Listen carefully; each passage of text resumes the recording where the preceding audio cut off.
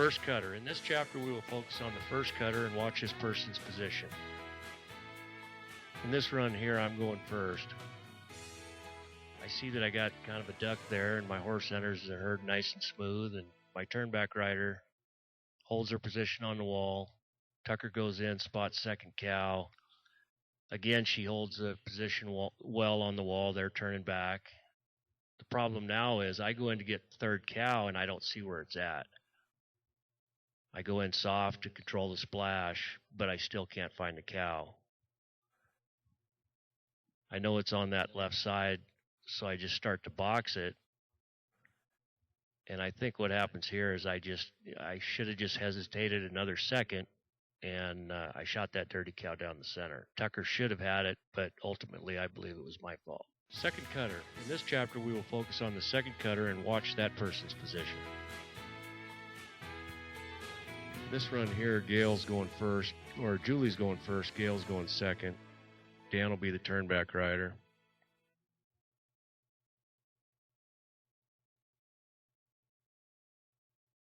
Julie goes in to get first cow. Gail, I think, spots her second cow here. Waits to hear from her turnback rider saying that he's got her. She knows right where to go. She's kind of got a duck, which is really nice. Dan lets her out. She rolls off. A volunteer goes down the wall on Dan, and the good thing here is the teammates, they just kind of stop. They look for their cow. They wait for their partner to come back with the dirty cow and tell them that he's back and that it's okay to go. At that point, Julie re-enters the herd and pushes her cow out. In this chapter, I want to explain what I call the imaginary line and the importance of knowing this concept and my theory behind it. And we'll just do this without cattle again. Let's say I go in here and I'm walking, so you just got to match my speed a little bit, Bob. I go in, I drive my cow to the corner. I'm trying to place my cow on the wall because in penning, the wall is our fourth partner, okay? We've got help here, and the wall is a big help. I'm going to try to drive my cow through and keep it on the wall. Keep my horse shaped using my cow rein, cow leg, and so in this case is my right rein, right leg. Bring my cow out. Now the turnback rider is right there rolling the dirties. So what the second person has to watch for is the position of the turnback rider. And in this situation here, we're just about right. But right where these cattle roll is a dotted imaginary line across the arena. Remember I said working cows is options and angles, okay? So what you're doing is you're taking this dirty cow that rolls here, you're taking that option away from that cow by staying behind that imaginary line. I really want to make sure this imaginary line is clear with you guys. So what I'm going to do is I'm just going to go in, I'm going to drive all the cattle to the corner, and I'm going to have Bob just step up and just roll them, and we'll see if we can just make it real clear what the imaginary line is, and I'll talk through it. And when the cows roll and when they come across, that is what's considered the imaginary line. Okay, flags up. I'm just going to take all these cows. We're just trying to show the imaginary line where these cows roll in relationship to the turnback rider. See how these cows are rolling off? That imaginary line is right across there. Now see, Kathy, you were behind that line. Cows just rolled right back. Now let's do one more thing. Instead of taking all the herd, I'm just going to trot in there and take half the herd. And just keep that imaginary line in your thought process for everybody. I'm not taking cows, but I may drive one and pick one out for you. Okay, flags up.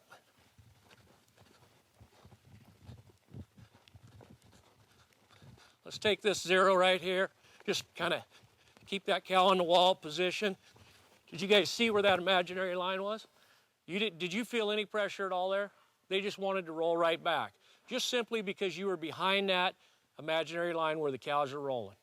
Okay, in this run here, Gail's going to be going first. I'm going to turn for her, and Dan's going to be the designated second. I think it took Gail a while to find her cow. Here she finds it and does a nice job getting behind it and giving me time to get to the wall to turn that trash off. Dan's already headed in. he spots his second cow and does a very nice job isolating his cow and having some patience and coming clean. I jump in for I relieve the pressure here, and Dan does a nice job turning that trash, and we go to the pen from here.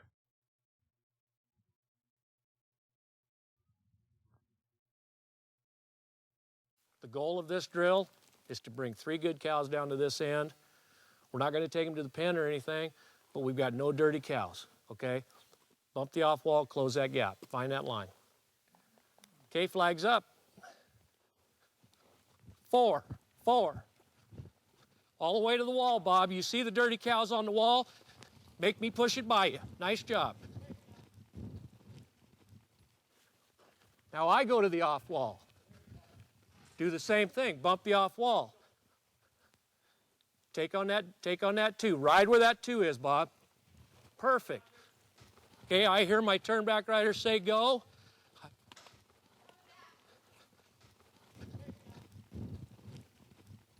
Okay, good. Perfect. Good position, good communication, Bob. All right, you're watching the Team Penner's Edge, a DVD that tells you all the ins and outs of team penning. And one of the most important aspects of team penning is the fact that you're working with live cattle. And reading those cows, understanding the way that cows move and their thought process, you know, you can kind of learn the ways to anticipate and things like that. How do you teach people to read cows? You know, it's the toughest part.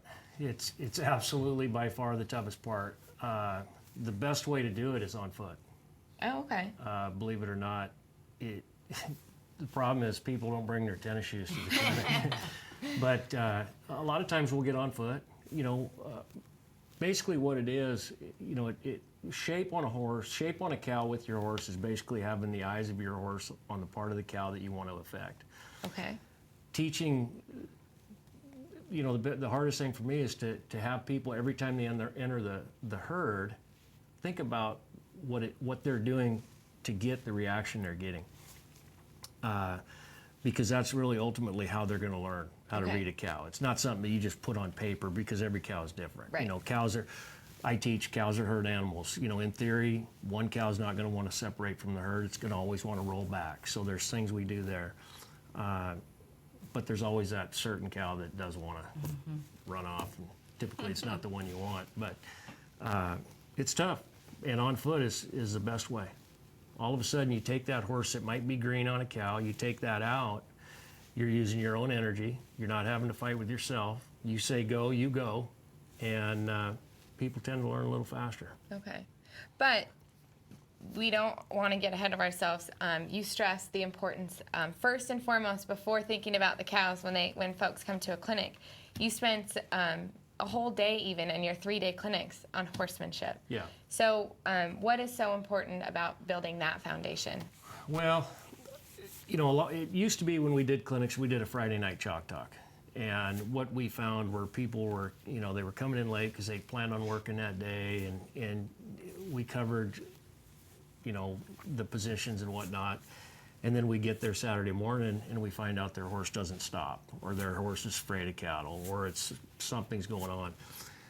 I just finally said, you know, Friday we're gonna do the same chalk talk. We're gonna talk team penner, we're gonna talk strategies, but we're also gonna learn how to warm our horses up and do that. So we get right in the saddle and we just spend it on horsemanship. I can honestly say every Friday of every clinic is always different, because it's built around the people that come there. But what I always say is, when it comes to the horse, I'm in it for the horse. The horse is the one making the money. We're piloting it, but if we don't have the right horse, we're not going to get it there. What I tell people, and kind of a saying for me, is I want the cowiness of a cutter, the athleticism of a cow horse, and the handle of a reiner, and I want it all in 35 seconds. So That's not too much then. that takes the right horse, and it takes a good horse. But it also takes good hands, so you're teaching people Takes how also good, yes, takes good hands. You know, in penning, we have to teach our horse how to take a pull, which in turn teaches our horse to stop. It goes in depth, and it's something that you can't do with a chalkboard. You got to be in the saddle teaching it. Okay. So. And some of the drills that are included in the Team Penner's Edge, you don't necessarily have to have cows. Obviously, not all of us have cows on the property, or our neighbors don't have cows. So you do include things that you can do and some dry work, right? Yeah, I mean, most people don't have cattle, and a lot of people, the only time their horse sees cows is when they go to a competition. So that's one of the big questions I get is, what do we do when we don't have cattle? So we've come up with some drills and stuff and that you don't need cattle on. One, for instance, is we call it the two-person circle drill, where one person's loping a circle and we just act like it's our cow. I think there was a clip on that earlier. So different things like that. And the other thing is, warm your horse up to what you're going to do.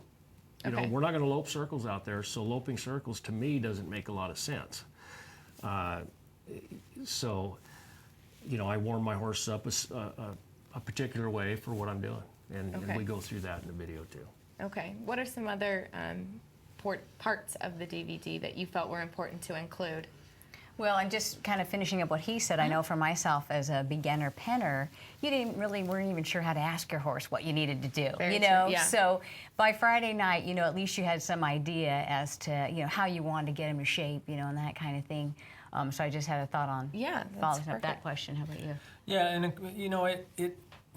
it lines the DVD is lined out kind of intuitively by position. You have positions at the herd. There's three horsemen, so obviously there's three different positions at the herd, and so we have chapters on each position, and we have chapters on, you saw briefly in the last clip, what's called the imaginary line. And that's basically a line there at the herd that establishes those positions so that we are all free to move past each other across the arena as we work cattle. Yeah. So that's a really important concept, and we've seen people that have team penned for years and don't understand that concept, and so those kind of things are really useful to kind of get you on the right page to ride with any team anywhere, and you're all on the same page. Which definitely is important if you're out on the road. You can't always travel with the same people. If your number gets changed, then you're going to be with a new group of people. So to understand your strengths, your horse's strength is important. All right, well, we have to take a short break. We'll be back with more and give you another sneak preview at the Team Penner's Edge, a DVD you can order just as of today and at the teampennersedge.com. Stick around for more. We'll be right back on Horse Talk Live.